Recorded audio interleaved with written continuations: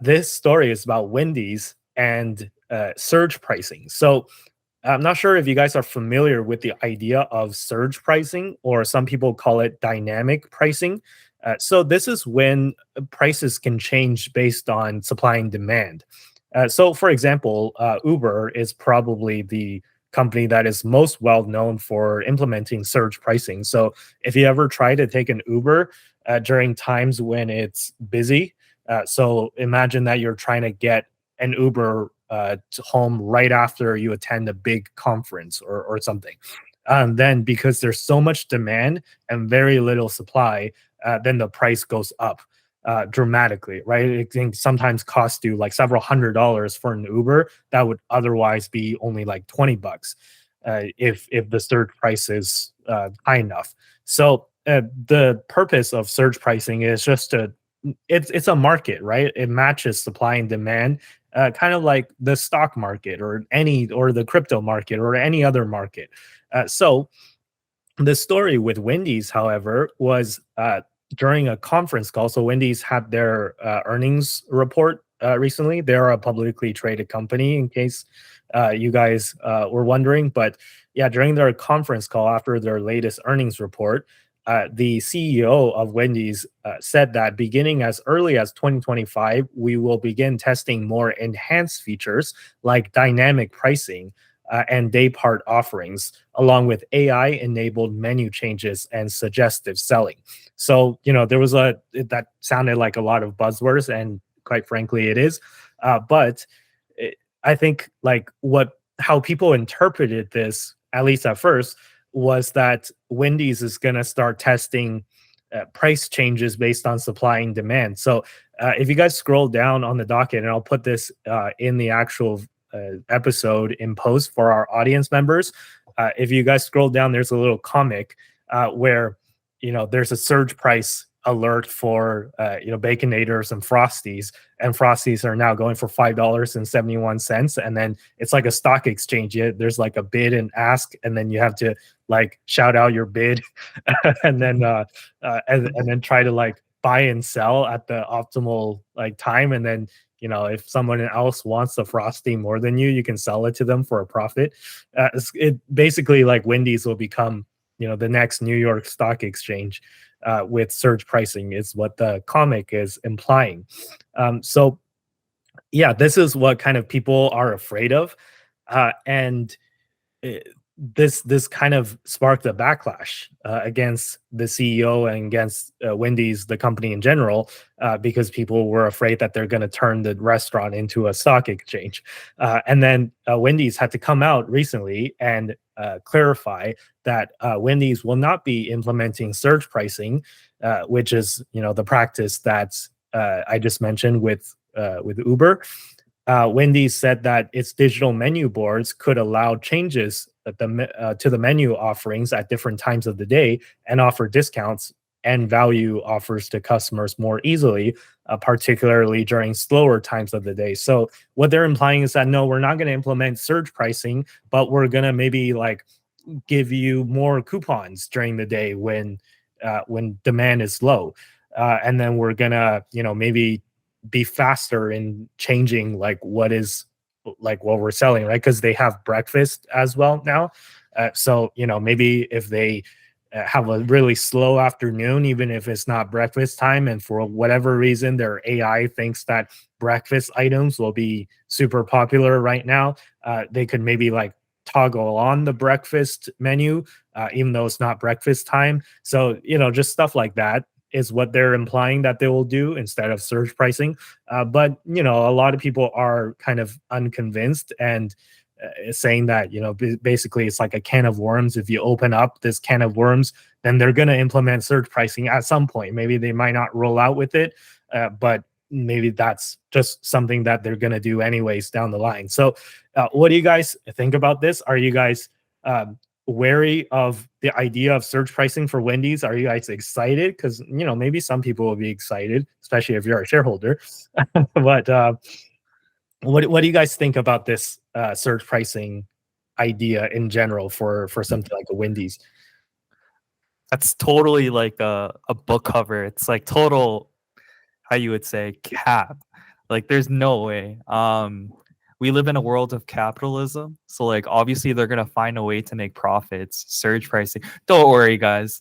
Like, we're not gonna raise the prices. We'll give you opportunity for coupons during low time hours. Yeah, no way. Like, at some point in time, if you're them, it's just like they're not gonna know. They're definitely not gonna know. Let's add a little bit of a price hike. They're not gonna know the difference. Like, it's hard to measure. No one's gonna look at them like 24 hours a day if you're the average Joe. So there's no way they wouldn't. That's just my opinion. What they're describing is basically surge pricing. It's just with a different coat. It's like they took surge pricing, put it in a trench coat, and we're just like, it's not surge pricing because it's in a trench coat. See, it's a different guy. But in reality, it's just surge pricing. The main thing that they've clarified is that it's not going to be dynamic. Like, it's not going to be like based on like if there's like 50 people in line in front of you, you're not going to see the price change. But the fact of the matter is that what they're describing in the end is basically, when it's less busy, prices might be a little cheaper. When it's more busy, prices might be a little bit higher, which is essentially surge pricing. It's just putting it in a trench coat so that it doesn't, the backlash is lower. Right. But I think that you aren't going to see the extremities that you see with like Uber, because I don't think it's going to be that dynamic. Right. Yeah, and a concern about this that this isn't the first time that people have raised concerns about dynamic pricing at businesses other than like Uber. And I mean, people complain about Uber dynamic pricing as well. But I think what people are concerned about is, what if this applies to something like groceries, right? So I remember when Loblaws first started making the switch to those digital price tags. So I'm not sure if I'm sure you guys have seen the digital price tags, right? It's like they're like e-ink, the same stuff that goes into like Kindles and stuff.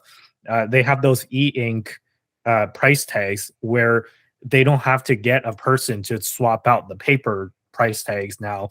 They can just press a button somewhere where there's a center of control panel or a computer somewhere, and then it can update the price dynamically, basically, right? And it can change. You can change prices for stuff for the entire store with one click. So that was sold to us, or sold to, I guess, shareholders and the entire, kind of consumers, the crowd of consumers, that this was going to be something that would make Loblaws more efficient, because now you don't have to hire somebody to like go change like little pieces of paper. And then the savings would ideally be passed on to the consumer, which, I guess we can all kind of agree that that never happened. And, they Never chances does. they just fired somebody, and then they just kept the money and kept the savings and never passed it on to the consumer. But that's a whole nother topic. But the idea is that like it would increase efficiency, right? Which it's I guess is a good thing, even if the consumers don't end up seeing the money. It's like, it's good for shareholders, if you're a Loblaws shareholder. But anyways, yeah, that was sold to us as kind of, why they would need to go to the uh, digital e-ink price tags, and then now they're everywhere, right? And then what some people have noticed is that you go to uh, different stores and at different times of the day, and the price changes like super suddenly, right? And it's I guess it's not they're not technologically advanced enough to the point where they can target an individual person and be like, hey, this thing is $5.99 for you, but $8.99 for that other person, and $3.99 for someone else. Like, they're not that precise yet, but that's like kind of one concerning direction that maybe down the line in the future that people are afraid that Loblaws is going to implement. And you bet that if they had enough data, they probably will implement something like that if they had enough capabilities with AI, with stuff like that, right? So yeah, do you think that that's something that is it's down the pipeline in the future for a company like Loblaws, which, for those of you who don't know, Loblaws is Canada's biggest grocery chain. So do you think that that's gonna be down the line for Loblaws? And do you have concerns about something like surge pricing, but for groceries? Um, like realistically, it could possibly happen, like in the near future, wherever it may happen. Let's see as an example, like it might be a little too fast. Like, for example, if you have a carton of eggs for $4, I think it would be a bit extreme. Like in the morning, it's like $4, and in the afternoon, it becomes like $5. I think that would be super duper whack and unfortunate. But I guess at the same time, it would alleviate some of the pains from like employees going to like each individual price tag and having to change it. So there are pros and cons to it. It's like when McDonald's got those kiosks, like sure, yeah, it sucks that there's less cashier jobs, but I guess they can focus on doing like other things. So there are pros and cons. So if that does happen, we just have to wait and see. Tristan? They're definitely already doing surge pricing with the not quite surge pricing, but they're doing something similar with those e-ink grocery store things. There's no way that those are not being used to that they're not being used in kind of the same regard as the Wendy's one could be. Now, maybe not in the example of, maybe not in like a day scenario, but they're definitely being used in like the flyer perspective where they're like, oh, we'll make something discounted because we have XYZ, or people will want that, or people will pay more. So there's definitely some of that going on, I would say. And I don't think that the e-ink displays have improved anyone's lives, period. I think that it's taken jobs away that, I mean, sure, it's an efficiency, which is good, but I don't think those people would appreciate them being efficiencyed out of the chain. But I think that they are more efficient, and I can see why Loblaws would want them. I don't think that they're better for consumers, particularly. I think that it's the fact that there was a cost to changing the price constantly would have dissuaded some of the decisions to change prices constantly, and the fact that they don't need to change, they don't necessarily have a significant cost anymore. They can just be like, oh, we got an extra cart of cereal, we'll just drop that down $1 for the next week's flyer. Like, compared to the previously, they'd have to have someone mark that down, which would be some amount of expense from the printing, the replacing, everything that's involved in that. And the fact that they can do that on such a massive scale with the entire grocery store, I think will result in there being more opportunities for them to be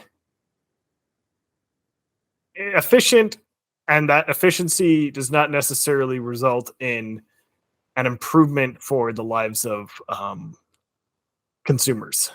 Yeah, I mean, at the end of the day, I think, you got to recognize that Loblaws has a responsibility to its shareholders as well, right? So, I get the efficiency part where they're trying to, maximize benefit for the shareholder. Maybe like you can make an argument that like they're doing so at the expense of consumers, but I'm not really going to get into that. I think my main concern is about the control and the amount of data that that companies will have to collect, because let's say like if they find out that you're part of the richer demographic, then what if they could target you to like raise prices but only for you, right? And I touched upon this earlier, that I don't think that Loblaws is doing that right now because they don't have the capability to do so. But if they did, I think that that's something that they would want to look into, right? And somewhat related, the next kind of concern this kind of spirals into is, what if we had central bank digital currency, right? So I've talked about CBDCs before in the past, where I have huge concerns about the implementation of a CBDC. So for those of you who don't know what a CBDC is, It's like a cryptocurrency, except it's the opposite of that, meaning that it's not decentralized. It is completely centralized and controlled by the central bank, i.e., the government. So the government would have a direct line of access to your wallet, and I believe that ahead of us lies two paths where we could go the decentralized currency route, which is why I'm so bullish on things like Bitcoin, and to an extent other cryptos as well, but mostly Bitcoin, where I think it's an alternative money system, where in my opinion, money is going to get digitized anyways, and we can either choose Bitcoin, which is not controlled by any central party, or we can choose a CBDC, which is wholly controlled by the government. So, for example, what the government could do with a CBDC is that, let's say, if they think that you're rich because you make, let's say, over 100K a year, and then your groceries get tweaked up in price, right? Everything you see, you have to pay 10% more than everyone else because you're richer. Or if you get caught speeding, then the money gets taken out, the fine gets taken out of your wallet directly because the central bank has a direct line of access to your wallet, right? So I think that that's kind of like a dystopian future, and this is what this like Wendy's story reminds me of, where it's not the government that's doing it, but it's companies that are doing it, which I mean, I would argue maybe companies doing it is slightly better because you can always choose to not interact with that company if they decide to do something like this. But like if the government's doing it, then you can't opt out, and there's no way, like, or except maybe with Bitcoin. But if the government's doing it, then it's going to be more of a hassle to your life for sure. But yeah, this is what kind of it reminded me of. There is a lot of companies you can't opt out of. Also, let's be clear. There's a lot of companies that basically have a monopoly that you can't opt out of using. Yeah, but it's like, how blatantly are some companies doing it, right? Like if Wendy's really does, like, I know this cartoon was an exaggeration, but like if Wendy's turns my Baconator into a stock exchange, I'm gonna be pretty pissed. And I love stocks. Like, am I gonna have to put our the Baconator on a resale market? Just buy and hold and sell. It's like I'll give you it for half the price. Baconator hedge against inflation. Yeah. Yeah, you gotta like calculate the bid-ask spread of the Baconator. Yeah, and like, does that mean there will be call options and put options on Baconators as well? We're gonna have the Banks whole would 9 lap yards. this shit up. Yeah. Banks would lap this shit up. Baconator backed bonds. Yeah, no, it's nuts.